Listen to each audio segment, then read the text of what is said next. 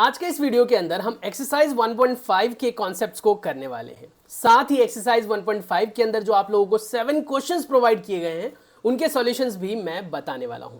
बहुत ही प्यारी वीडियो रहने वाली है। अगर आप सच में पढ़ने के लिए आए तो वीडियो में आगे कंटिन्यू बने रहें। नहीं, अगर आप बस ये चेक करने आए हैं कि वीडियो किसकी ज़्यादा अच्छी है तो डेफिनेटली आप स्किप करके जा सकते हैं, क्योंकि ये वीडियो सिर्फ उन बच्चों के लिए जो पढ़ना चाहते हैं। डेफिनेटली यहां से आपको बहुत कुछ सीखने के लिए मिलने वाला है। सबसे पहली चीज, आज हम डिफरेंस के बारे में बात करेंगे। दूसरी चीज, हम आज कॉम्प्लीमेंट के बारे में बात करेंगे। यूनियन इंटरसेक्शन जो हमने पिछले एक्सरसाइज में डिस्कस कर लिया था उसके बारे में एक बार फिर से क्विक रिवीजन लेंगे। और फोर्थ, वेन डायग्राम के बारे में डिस्कस करेंगे, जो कि बहुत ज्यादा इंपॉर्टेंट है आपके एग्जाम पॉइंट ऑफ व्यू से। तो हमारे पास ये सारे कॉन्सेप्ट्स हैं। इन सारे कॉन्सेप्ट से रिलेटेड जितने भी क्वेश्चंस हैं, अलोंग विद इनकी एक्सप्लेनेशन देते हुए कॉन्सेप्ट्स भी बताऊंगा मैं। तो इसीलिए चैनल पर आए हो, आपको लगे कि वीडियो काम का है तो सब्सक्राइब जरूर करके जाना। चलिए स्टार्ट करते हैं हमारी इस वीडियो को, जो ऑलरेडी स्टार्ट हो चुकी है। डेफिनेटली आज के इस क्लास के अंदर हम exercise 1.5 class 11th English medium student, new syllabus 2025-26 के लिए ये मैथमेटिक्स का चैप्टर नंबर 1 हम सेट्स परफॉर्म कर रहे हैं। क्वेश्चन नंबर 1 में हमें बहुत सारी चीजें निकालनी है। हमारे पास यहाँ पर एक यूनिवर्सल सेट दिया हुआ है। यूनिवर्सल सेट एक ऐसा सेट होता है जिसके अंदर बाकी सारे सेट्स के एलिमेंट्स भी होते हैं, प्लस में कुछ एक्स्ट्रा एलिमेंट्स भी हो सकते हैं। कोई भी यूनिवर्सल सेट ऐसा नहीं हो सकता जिसके अंदर बाकी सभी एलिमेंट्स में से कोई भी एलिमेंट मिक्स हो या फिर मिस हो, कोई भी एलिमेंट मिस हो। यानी आप कह सकते हो कि बाकी जितने भी आपको सेट्स दिए गए होंगे उन सभी सेट्स के हर एक एलिमेंट उस यूनिवर्सल सेट में आपको मिलने ही चाहिए, प्लस में एक्स्ट्रा भी हो सकते हैं। ए हमारे पास सेट है 1 2 3 4, तो ए के एलिमेंट सारे 1 2 3 4 आपको यूनिवर्सल में मिलेंगे। बी सेट है 2 4 6 8, वो भी आपको यूनिवर्सल में मिलेगा। और सी के एलिमेंट है 3 4 5 6, वो भी मिलेगा। कुछ एक्स्ट्रा एलिमेंट्स भी यहां पर हो सकते हैं। ये बात बार बार बोल रहा हूं क्योंकि ऐसा क्वेश्चन आप लोगों से पूछा भी जाता है कि इसका यूनिवर्सल सेट डिजाइन करो, जो कि आपने पहले भी परफॉर्म किया हुआ है। हमारे पास यहां पर क्वेश्चन आता है पहले पार्ट में कि ए का आपको कॉम्प्लीमेंट निकालना है। ए कॉम्प्लीमेंट को या तो आप ए डैश से रिप्रेजेंट करते हैं दोस्तों, या फिर ए रेज टू पावर सी से रिप्रेजेंट करते हैं। ये अपनी मर्जी होती है, ए रेज टू पावर डैश या ए रेज टू पावर सी से। इसका एक्चुअल मीनिंग होता क्या है, यूनिवर्सल सेट में से उस सेट को आपको माइनस कर देना है। माइनस यानी कि डिफरेंस। डिफरेंस में मैंने आपको पहले भी बताया हुआ है लास्ट वीडियो के अंदर, फिर से एक बार रिपीट कर देता हूं। जब आप डिफरेंस को कैलकुलेट करते हैं तो सिर्फ और सिर्फ बचे हुए एलिमेंट्स पहले वाले सेट के लिखे जाते हैं। यानी कि आपके पास जो दो सेट्स हैं जिनके बीच में आप डिफरेंस निकाल रहे हो दोस्तों, उसमें से जो पहला सेट है उसके बचे हुए एलिमेंट। अब बचे हुए एलिमेंट से क्या मतलब है, जो दोनों में कॉमन होंगे वो तो आप छोड़ दोगे, और जो पहले वाले में बच जाएंगे वही आप लिखोगे। तो डेफिनेटली ये आपके काम आने वाला है। कॉम्प्लीमेंट निकालते वक्त आपको यूनिवर्सल में से माइनस करना है। ए माइनस बी निकालते वक्त आपको ए में से बी को माइनस करना है। लास्ट वीडियो नहीं देखी है तो जाकर देख लो, क्योंकि बहुत जरूरी है वो भी ना। अब हमारे पास यूनिवर्सल सेट है क्या, तो यूनिवर्सल सेट कहता है हमारे पास एलिमेंट है 1 2 3 4 5 6 7। यहां पर सेमीकोलन आ गया गलती से, ये नहीं होना चाहिए। अब यहां पर ये सारे एलिमेंट्स हैं, इसमें से हमें ए को माइनस करना है। मैंने देखा यार ए के अंदर 1 है तो इसको हटा दूंगा मैं, ए के अंदर 2 है हटा दूंगा मैं, ए के अंदर 3 है इसको भी हटा दूंगा, ए के अंदर 4 है हटा दूंगा। बचे हुए एलिमेंट्स क्या क्या रह गए हमारे पास यूनिवर्सल में, 5 रह गया, 6 रह गया, 7 रह गया, 8 रह गया और 9 रह गया। तो इस हिसाब से ए का कॉम्प्लीमेंट अगर कोई पूछेगा तो आप क्या लिखेंगे, वही जो ए में नहीं है। ए कॉम्प्लीमेंट का मतलब हो गया वो एलिमेंट्स जो ए में नहीं है लेकिन यूनिवर्सल सेट में है, तो वो है 5 6 7 8 9। ऐसे ही जब आप बी का कॉम्प्लीमेंट निकालोगे दोस्तों, तो बी सेट के अंदर जो नहीं है और यूनिवर्सल सेट में है वो आपका बी का कॉम्प्लीमेंट हो जाएगा। तो बी के अंदर 2 4 6 8 है, तो मैं 2 को हटा देता हूं, 4 को हटा देता हूं, 6 को हटा देता हूं, 8 को हटा देता हूं। तो जितने भी ऑड नंबर्स बच गए आपके 1 से लेकर 9 तक, वो सारे आपके बी के कॉम्प्लीमेंट में आ जाएंगे, जो आपको अभी फिलहाल यूनिवर्सल सेट में बचे हुए एलिमेंट्स दिखाई दे रहे हैं। ऐसे ही जब आपने यूनियन पढ़ा था तो मैंने आप लोगों को वहां पर भी बताया था, फिर से बता रहा हूं। यूनियन का मतलब होता है कॉमन और नॉन कॉमन दोनों। तो जब आप ए यूनियन सी निकालोगे दोस्तों, तो सबसे पहले आपको क्या करना है, ए और सी के बीच में कॉमन और नॉन कॉमन एलिमेंट जितने भी आप लिखते चले जाओ। तो ए के एलिमेंट्स लिखे आपने 1 2 3 4, ये सारे एलिमेंट्स हैं। अब 3 4 तो ऑलरेडी लिख चुके हो आप, तो आप शुरुआत करेंगे 5 से, 5 और 6। ये सारे एलिमेंट्स जो हैं आपके 1 2 3 4 5 6, ये सारे एलिमेंट्स आपके मिलकर बना लेते हैं ए यूनियन सी। अब मुझे निकालना है ए यूनियन सी का complement. What it means actually, इसका मतलब है यूनिवर्सल सेट में से ए यूनियन सी को माइनस करना है। यूनिवर्सल सेट में से ए यूनियन सी को माइनस करना है, तो ये ध्यान रखना है यूनिवर्सल सेट में से हम इन एलिमेंट्स को माइनस करेंगे जो यहां दिख रहा है आपको। तो मैंने देखा कि मेरे पास क्या क्या है, 1 2 3 4 5 और 6 तक है। 1 2 3 4 5 6 तक है। तो क्या क्या नहीं है मेरे पास, 7 नहीं है, 8 नहीं है, 9 नहीं है। तो इस हिसाब से ए यूनियन बी का कॉम्प्लीमेंट ये आ गया। ऐसे ही मुझे ए के कॉम्प्लीमेंट का कॉम्प्लीमेंट निकालना है। तो ए का कॉम्प्लीमेंट मैंने ये निकाला था, इसका एक बार और कॉम्प्लीमेंट कर लो। यानी कि आप यूनिवर्सल सेट में से ए के कॉम्प्लीमेंट को माइनस कर दो। अब हुआ क्या, जब मैंने ए के कॉम्प्लीमेंट वाले एलिमेंट्स को देखा तो वो है 5 6 7 8 9, ये सारे हैं। अब इनको नहीं लिखना है, तो मुझे लिखना क्या क्या है, 1 2 3 और 4। डेफिनेटली जब आपने ये लिखा 1 2 3 4, ये तो बिल्कुल वही सेट बन गया जो आपका ए था, दिख रहा है। तो इससे क्या प्रूफ हुआ, इससे प्रूफ ये हुआ दोस्तों कि ए के कॉम्प्लीमेंट का अगर कॉम्प्लीमेंट किया जाए तो दोबारा से वही सेट बन जाता है। यानी किसी सेट का कॉम्प्लीमेंट किया आपने और उसका फिर से कॉम्प्लीमेंट कर दिया तो वही सेट बन जाएगा। ये सारी बातें आपको याद रखनी है। ऐसे ही फिर आप माइनस कर लेंगे, पहले बी में से सी को माइनस करेंगे। माइनस कैसे करते हैं, पहले सेट और दूसरे सेट में कॉमन एलिमेंट्स को छोड़ दो और जो पहले सेट के अंदर एलिमेंट्स बच गए वो लिख दो। तो बी माइनस सी निकालकर उसको यूनिवर्सल सेट में से माइनस कर देंगे। आंसर्स आपके पास यहाँ पर अवेलेबल है, आप चाहो तो स्क्रीनशॉट ले सकते हो और चाहो तो दोस्तों इसे लिख सकते हो अलॉन्ग विद जो मेरी वीडियो है उसको पॉज करके। तो यूनिवर्सल सेट दे रखा है आपको यहाँ पर और उसके अकॉर्डिंगली आपको यहाँ पर बाकी के आंसर्स निकाल लेने हैं। तो सारे आंसर्स मैंने आप लोगों को बताए हुए हैं, वो सारे के सारे आंसर्स आपके पास यहाँ पर भी अवेलेबल हैं। और आंसर्स आप टैली करना चाहते हो तो आप टैली कर सकते हो। जैसे मैंने इसमें ए के कॉम्प्लीमेंट का कॉम्प्लीमेंट प्रूफ किया है तो इसमें आंसर वही आ गया था, देखो 1 2 3 4 और इसने ए बोल दिया इसको। और इसको क्या एक्चुअली मैंने ही लिखा है तो ऑब्वियस सी बात है। और यहाँ पर अगर फर्स्ट पार्ट के आंसर की बात करें तो 5 6 7 8 था, यहाँ पर भी देखो तो आपका वही आ रहा है 5 6 7 8। तो बस मैं ये कहना चाह रहा हूँ कि आपके पास जो आंसर्स हैं वो सामने अवेलेबल है, स्क्रीनशॉट आप खींच सकते हो। चलिए अब हम बात कर लेते हैं हमारे सेकंड क्वेश्चन के बारे में। सेकंड क्वेश्चन में अगर आप देखो तो कह रहा है कि आपका एक यूनिवर्सल सेट गिवन है जिसमें A B C D E F G H तक दे रखे हैं alphabets. Find its complement of the following sets along with.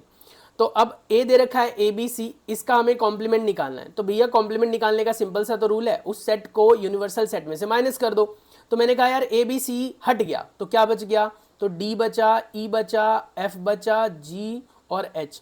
ये सारे एलिमेंट्स के साथ आप कॉमा लगा लगा के सेपरेट करके एक ब्रैकेट में डाल देना और आप बोल देंगे ये ए का कॉम्प्लीमेंट है।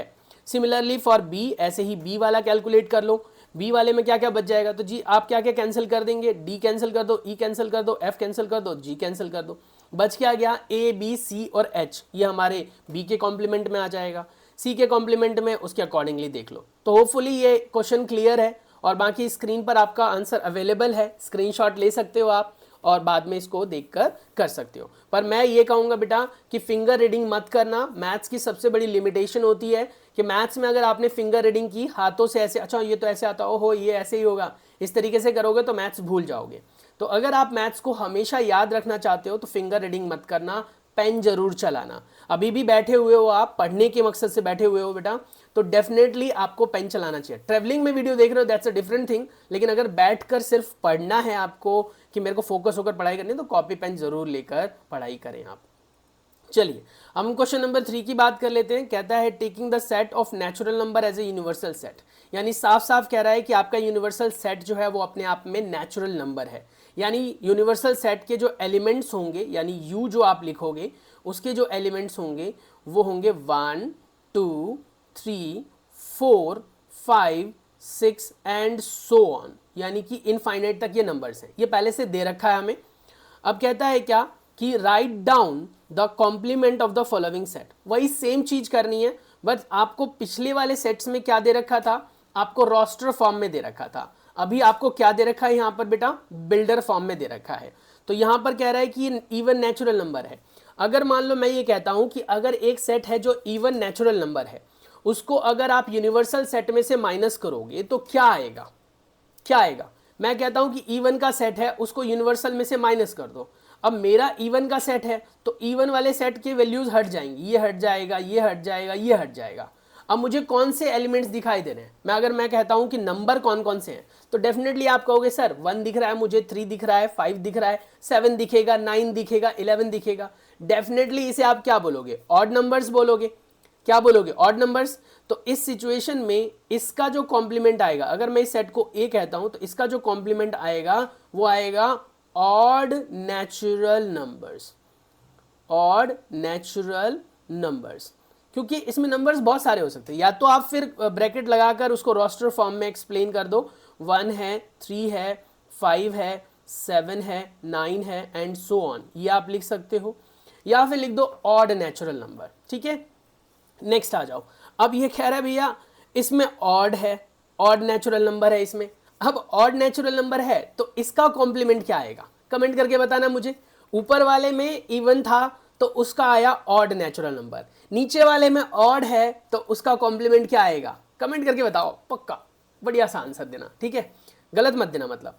तो डेफिनेटली इसका आंसर इवन नेचुरल नंबर आएगा। तो ये चीजें याद रखनी है। उसके बाद बेटा अगला क्या बोल रहा है? अगले वाले में बोल रहा है कि वो पॉजिटिव मल्टीपल ऑफ 3 है, मल्टीपल ऑफ 3 है। अब वो पॉजिटिव मल्टीपल ऑफ 3 है तो आप लिखोगे not multiple of 3, positive natural number not multiple of 3।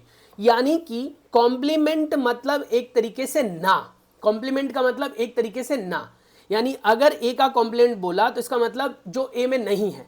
कई जगहों पर, कई बुक्स में बेटा ए के कॉम्प्लीमेंट को ऐसा भी दिखा देते हैं बोलते वक्त, लेकिन ये याद रखना है कॉम्प्लीमेंट का मतलब क्या है जो ए में नहीं है। तो इसका मतलब अगर आपके पास एक सेट है जो 3 के मल्टीपल्स को होल्ड करता है तो उसका कॉम्प्लीमेंट निकालोगे तो वो बोलेगा 3 का मल्टीपल नहीं है। उसके बाद कहता है कि आपका प्राइम नंबर है तो आप आंसर में क्या दोगे? Not a prime number. Definitely मत लगाना, नॉट प्राइम नंबर ये लिख देना। Natural number divisible by 3 and 5, अब इसके हिसाब से उसमें नॉट लगा दो। परफेक्ट स्क्वायर तो नॉट परफेक्ट स्क्वायर लगा दो। Perfect cube not perfect cube लगा दो। That's it. यहां पर जब मैंने आंसर लिखा है तो वही लिखा है, देखो यू हमारे पास एक नेचुरल नंबर का सेट है बेटा, ये देखिए क्वेश्चन नंबर 3 के आंसर से ये x ratio x even natural number, इसका कॉम्प्लीमेंट निकालना था, डॉट लगा रखा है ऊपर मैंने, और इसका आंसर लिखा मैंने ऑड नेचुरल नंबर। इसमें लिखा हुआ था ऑड नेचुरल नंबर तो इसका आंसर लिखा मैंने even natural number. Multiple of 3 लिखा हुआ है, फिर मैंने लिखा कि सारे नेचुरल नंबर लेकिन मल्टीपल ऑफ 3 नहीं है। लेकिन ये ध्यान देना मैंने यहाँ पर क्या मेंशन किया है, सारे नेचुरल नंबर। यहाँ पर मैंने एक्सप्लेन करते वक्त स्टेटमेंट में नेचुरल नंबर लिख दिया है, यहाँ पर मैंने नेचुरल नंबर कहीं नहीं लिखा तो इसमें मैंने बिलोंग्स टू वाला सिंबल लगा दिया है, यानी स्पेसिफाई मैं यहाँ पर भी कर रहा हूँ कि ये भी अपना क्या है, नेचुरल नंबर ही है। उसके बाद कह रहा है प्राइम नंबर है तो यहाँ पर मैंने लिखा कंपोजिट नंबर। अब प्राइम नंबर है कंपोजिट नंबर, ध्यान से सुनना, जो प्राइम नंबर नहीं होते हैं बेटा उनको ही हम कंपोजिट नंबर बोलते हैं, ठीक है। X ratio x is a composite number and x is equal to 1, यानी 1 से शुरुआत होगी और सारे कंपोजिट नंबर्स होंगे। अगर आपसे कोई पूछेगा कि प्राइम नंबर जो नंबर नहीं होते उन्हें क्या कहते हैं, तो आप क्या कहोगे? Definitely composite number. Composite number जो प्राइम नंबर नहीं होते उनको कहते हैं। Natural number divisible by 3 and 5, तो कहता है कि natural number that is not divisible by 3 and 5। Perfect square number not a perfect square number. Perfect cube number not a perfect cube number. अब अगला जो था वो यहाँ पर था क्वेश्चन, देखो वो कह रहा है कि x प्लस 5 8 के इक्वल है ना, x प्लस 5 8 के इक्वल है। तो डेफिनेटली आपका यहाँ से जो x की वैल्यू निकल के आएगी वो 3 आएगी। अब नेचुरल नंबर में से 3 हटा दो तो पूरा नेचुरल नंबर ही रहा, लेकिन उसमें से हम 3 को हटा रहे हैं। तो यही स्टेटमेंट में आप क्या लिखोगे, x ratio x is a natural number but x is not equal to 3। समझ में आ गया? यानी कि पूरा नेचुरल नंबर तो हमारा एज इट इज रहा, उसमें से मिसिंग क्या है, उसमें से आपने बोला जी 3 मिसिंग है, तो हमने बोला x ratio x is a natural number but x is not equal to 3। Similarly 2x plus 5 is equal to 9 हो गया। यहां से x की वैल्यू आप निकालोगे तो 2 आ जाएगी, कैलकुलेशन करना तो इतना आता ही होगा। अब यहां से अगर x की वैल्यू 2 आई तो डेफिनेटली यहां से आप क्या बोलोगे जी, x ratio x is a natural number but x is not equal to 2। ऐसे कह रहा है x is greater than equal to 7, x is greater than equal to 7, यानी x के अंदर सारी वैल्यू 7 और 7 से बड़ी है, तो नेचुरल नंबर में से 7 और 7 से बड़ी सारी संख्याओं को, सारे नंबर्स को आप भूल जाओ। तो बच कितना गया, जो 7 से छोटे नंबर्स हैं, यानी 1 2 3 4 5 6। इसको स्टेटमेंट में कैसे लिखेंगे, x ratio x is a natural number but x is less then 7। या फिर अगर आप कहते हो नहीं अभी तो आपने 6 बोला, मैंने बोला 6 से छोटी और 6 भी, तो क्योंकि 7 से बड़ी, 7 और 7 से बड़ी नंबर्स जो होती है, संख्याएं जो होती है वो कट जाएंगी, तो बच क्या जाएगा, 7 से जो छोटे नंबर्स हैं 1 2 3 4 5 6। सो डेफिनेटली आप इसको ऐसे भी लिख सकते हो, x is less than equal to 6, ये भी मेंशन कर सकते हो। अगर ऐसे करना है तो कर लो, ऐसे करना है तो कर लो। नेक्स्ट आ जाता है आपके पास, नेचुरल नंबर बिलोंग करेगा 2x प्लस 1 है, x की वैल्यू क्या निकल के आएगी 9/2 विच इज 4.5। तो बस अब आप उसके हिसाब से आंसर लिख लेंगे कि 4.5 के अलावा बाकी सारे नेचुरल नंबर्स आएंगे। उसके बाद है फोर्थ क्वेश्चन, वेरी इजी। 1 2 3 4 5 6 से लेकर 9 तक आपका यूनिवर्सल सेट है। ए सेट में ये है, बी सेट में ये है, वेरीफाई करना है ए यूनियन बी का जो कॉम्प्लीमेंट है वो ए के कॉम्प्लीमेंट इंटरसेक्शन बी के कॉम्प्लीमेंट के बराबर होता है। ये अपने आप में रूल है बेटा, इसे डी मॉर्गन लॉ बोलते हैं, याद रखना। और ये रूल बेटा आपका एज इट इज काम आता है, कई बार वेरिफिकेशन के लिए आता है बाय एनालॉग मेथड और बाय कैलकुलस मेथड। तो ये ध्यान रखना, कैलकुलस मतलब कैलकुलेशन से, मतलब जो आपने यहाँ पर एलिमेंट्स लिए उससे, और बेटा कई बार क्या होता है इसको एनालॉग मेथड से भी करते हैं। एनालॉगी मेथड मतलब होता है जिसमें आपको सेट्स के एलिमेंट्स नहीं दिखाने होते, general theory set theory relations होते हैं, उनके बारे में मैं अलग से एक वीडियो अपलोड करूंगा जिसमें ऐसे थ्योरेटिकल क्वेश्चंस होंगे। तो पहले आपको क्या चाहिए, लेफ्ट हैंड साइड करना है आपको। तो u दे रखा है हमें, a दे रखा है हमें, b दे रखा है हमें, ठीक है। हमें a यूनियन b पहले निकालना पड़ेगा। ब्रैकेट के अंदर जो होता है ना बेटा, उसको पहले सिंप्लीफाई करो, ब्रैकेट के अंदर जो होता है। तो अगर आप इसको देखो, इस चीज को देखो, यहाँ पर लेफ्ट साइड में, यहाँ ब्रैकेट के अंदर क्या दिखाई दे रहा है, a यूनियन b दिख रहा है आपको। तो डेफिनेटली पहले आपको क्या निकालना पड़ेगा, a यूनियन b निकालना पड़ेगा। ए यूनियन बी निकालने का मतलब क्या होता है, तो मैंने आपको बताया था बेटा, इसका मतलब होता है common plus non common. Common elements तो होंगे ही होंगे, प्लस में नॉन कॉमन भी होगा। बार बार रिपीट कर रहा हूं सेम चीजें सो दैट आपको एकदम से रट जाए, समझ लो। तो अब मैंने क्या किया, मैंने ए सेट और बी सेट को देखा। मैंने देखा यार ए सेट के एलिमेंट है 2 4 6 8, बी सेट के एलिमेंट है 2 3 5 7। तो इसमें मैंने 2 3 4 5 6 7 8 सारे लिख दिए, जो एलिमेंट्स ए में भी है जो बी में भी है। रिपीटेड वाले को एक बार लिखना है, उसके ऊपर डॉट लगाया, इसका मतलब हमें इसका कॉम्प्लीमेंट निकालना है। जब आप इसका कॉम्प्लीमेंट निकालोगे बेटा, तो इसको यूनिवर्सल सेट में से, यानी इस सेट में से बेटा माइनस करेंगे। तो मैंने कहा यार मेरा क्या क्या कैंसिल हो गया, मेरा 2 कैंसिल हो गया है ना, क्या कैंसिल हो गया, 2 कैंसिल हो गया, मेरा 3 कैंसिल हो गया, 4 5 6 7 8 कैंसिल हो गया। मेरा बच क्या क्या गया, 1 और 9 बच गया, वही आंसर में है।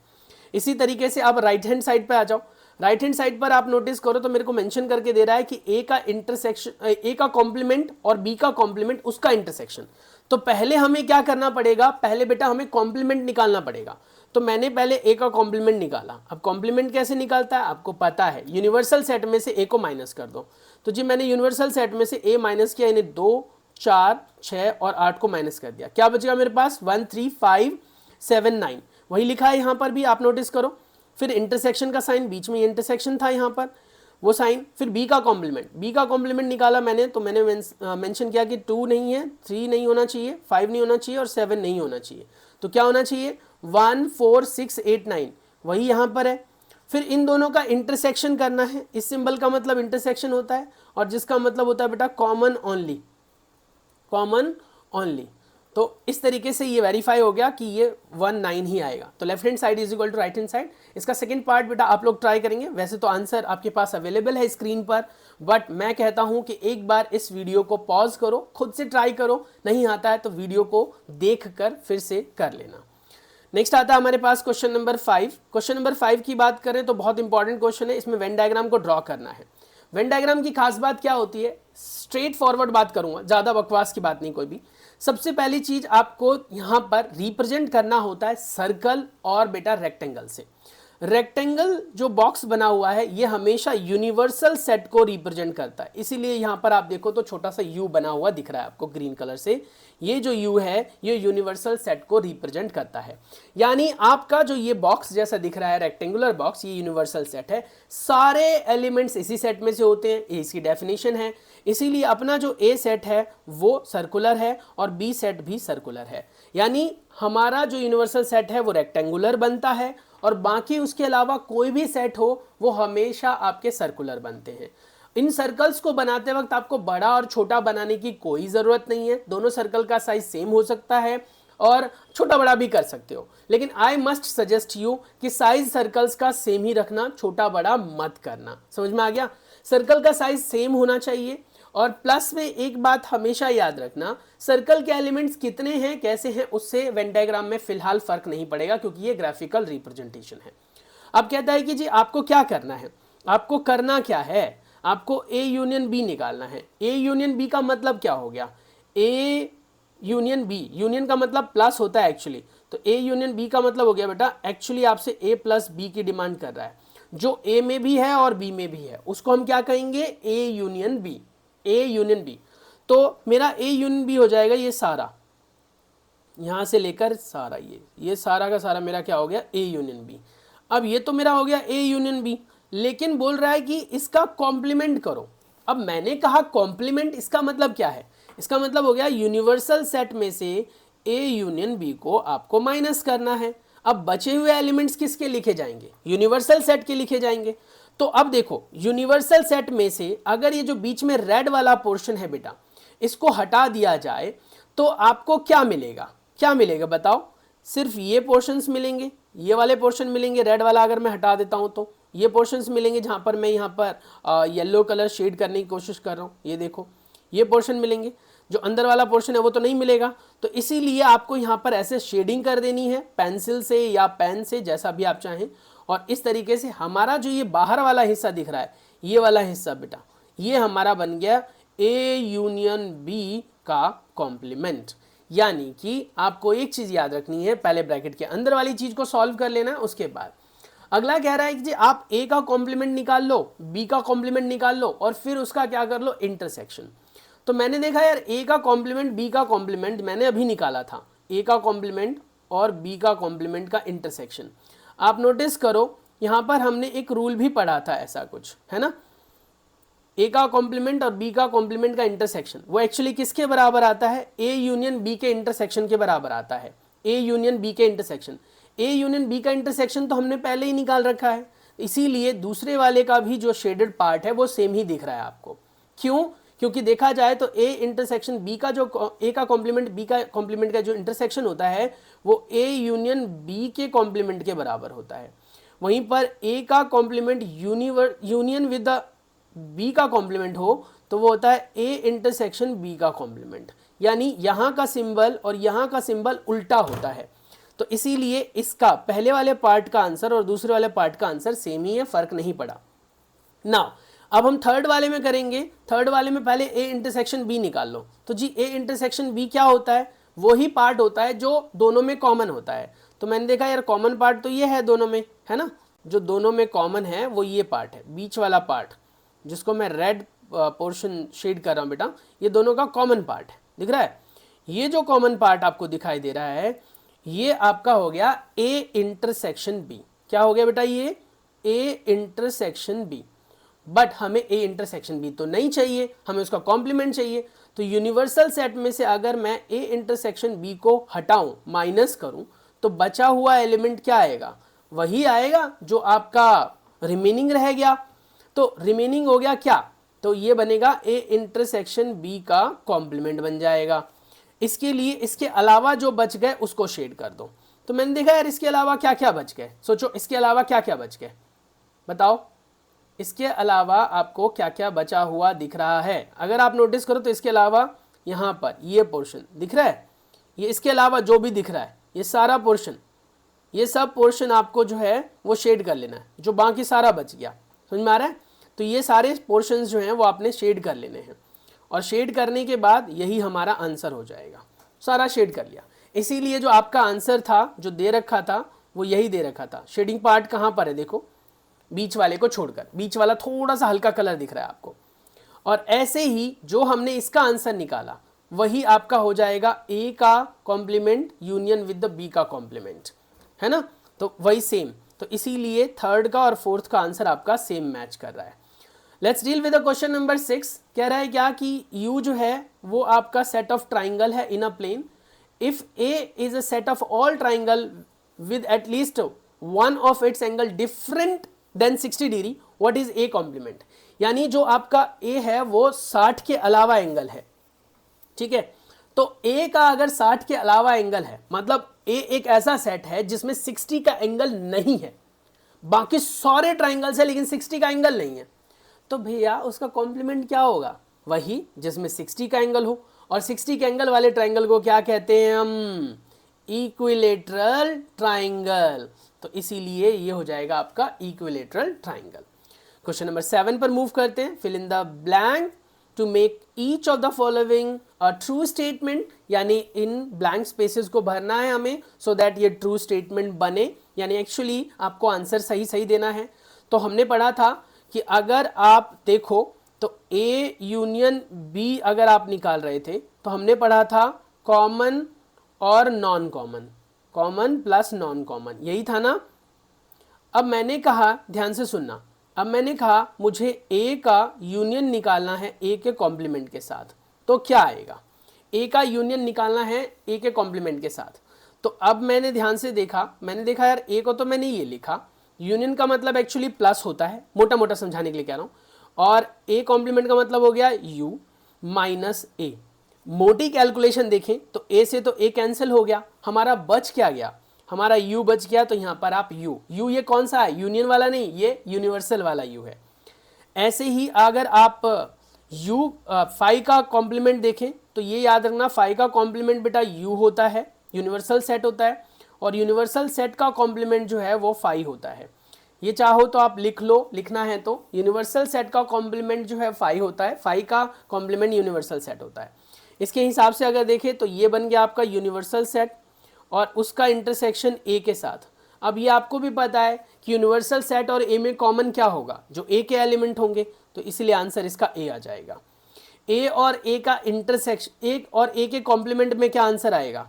अब ए और ए का कॉम्प्लीमेंट निकाला आपने, उसका इंटरसेक्शन निकाला, इंटरसेक्शन निकाला, तो इंटरसेक्शन में रिमेनिंग एलिमेंट्स होते हैं, तो डेफिनेटली यहाँ पर आंसर क्या आने वाला है, बताओ। कुछ भी कॉमन नहीं आएगा उन दोनों के बीच में, क्योंकि ए सेट के अंदर जो एलिमेंट है वो ए कॉम्प्लीमेंट में है ही नहीं, तो उन दोनों में कॉमन क्या हुआ। ए कॉम्प्लीमेंट में कौन से एलिमेंट होते हैं यार, जो ए में नहीं होते हैं। अब मैंने बोला कि ए के कॉम्प्लीमेंट और ए में क्या कॉमन है, तो पहली बात तो ये कि ए के कॉम्प्लीमेंट में वो एलिमेंट है जो ए में नहीं है, तो ऑब्वियसली मैं क्या बोलना चाह रहा हूं कि उन दोनों के बीच में कुछ भी कॉमन नहीं है। तो जब कुछ कॉमन नहीं है तो फाई हो जाएगा। यू का कॉम्प्लीमेंट करोगे तो फाई होता है, फाई का अगर इंटरसेक्शन किया जाए ए के साथ तो इसका आंसर फाई ही रहता है, ठीक है। फाई का किसी के साथ भी इंटरसेक्शन करोगे तो फाई रहेगा। तो ये आपके आंसर्स कंप्लीट हो जाते हैं। आप लोगों के बुक में से एक्सरसाइज 1.6 को एलिमिनेट किया जा चुका है, लेकिन कंपटीशन एग्जाम्स में एक्सरसाइज 1.6 बहुत ज़्यादा पूछी जाती है। बल्कि अगर आप बैंकिंग की प्रिपरेशन कर रहे होंगे, अगर आप कोई भी जैसे एसएसबी वगैरह की तैयारी कर रहे हो, यूपीएससी की तैयारी कर रहे हो, तो बेटा इसके क्वेश्चंस ज़्यादा पूछे जाते हैं 1.6 के। 1.6 एनसीईआरटी की तरफ से हट गई है, लेकिन अगर आप रिक्वेस्ट करते हो तो आने वाले दिनों में मैं इसकी वीडियो ज़रूर बना दूंगा, पर इसके लिए कम से कम 20 बच्चों के कमेंट आने चाहिए सो दैट मैं इसकी वीडियो प्रॉपरली एक्सप्लेन करके बना दूँ। चलिए मिलते हैं नेक्स्ट वीडियो में, तब तक के लिए stay tune, take care, bye bye. Hopefully आप लोगों को ये वीडियो समझ में आ गई होगी। कॉम्प्लीमेंट क्या होता है, इंटरसेक्शन क्या होता है, यूनियन क्या होता है, वेन डायग्राम कैसे बनाते हैं। वेन डायग्राम के और भी वर्जन्स हैं जो कि मैं आपको रेफरेंस बुक से कराते वक्त कराऊंगा, लेकिन फिलहाल के लिए इतना ही। याद रखिए, हमेशा पढ़ने के लिए कॉपी किताब से बड़ा आपका कोई दोस्त नहीं है, तो कॉपी किताब बेटा लेकर बैठिए और पेन का इस्तेमाल करते रहिए। जनरली हमारे पास 5 सेंस ऑर्गन्स हैं, ये आप सभी को पता है। छठी ज्ञानेंद्रिय तो कब एक्टिवेट होती है पता ही नहीं चलता। 5 ज्ञानेंद्रिय जिनसे हमें ज्ञान मिलता है, आंख, नाक, कान, मुंह और त्वचा, यानी कि eyes, nose, ear, mouth and skin. अब ये जो आपके पास पांचों ज्ञानेंद्रिय हैं, शायद 5 के नाम मैंने ले लिए, पता नहीं, देख लेना। तो ये पांचों ज्ञानेंद्रियों से आपको ज्ञान मिलता है बेटा। अब इनका इस्तेमाल जितना ज़्यादा करोगे ना पढ़ते वक्त, तो उतना बेटर है। जैसे पढ़ते वक्त आप बोल बोल के पढ़ो, जब आप बोल के पढ़ते हो ना तो आपकी आवाज़ ही आपको सुनाई देती है, तो आपके कानों में आपकी आवाज़ गई तो कान एक्टिवेटेड है, बोल रहे हो तो माउथ एक्टिवेटेड है, अगर लिख रहे हो तो हाथ एक्टिवेटेड है, स्किन एक्टिवेटेड है। तो कहीं ना कहीं जितने ज़्यादा ऑर्गन्स का इस्तेमाल करोगे उतना ज़्यादा आपको एजुकेशन में या किसी भी फील्ड में एडवांटेज मिलेगा। चलिए, तो मिलते हैं नेक्स्ट वीडियो में, तब तक के लिए अपना बहुत सारा ख्याल रखिए। चैनल पर अगर पहली बार आए तो चैनल को सब्सक्राइब करना बिल्कुल ना भूलें। Stay tune, take care, bye bye.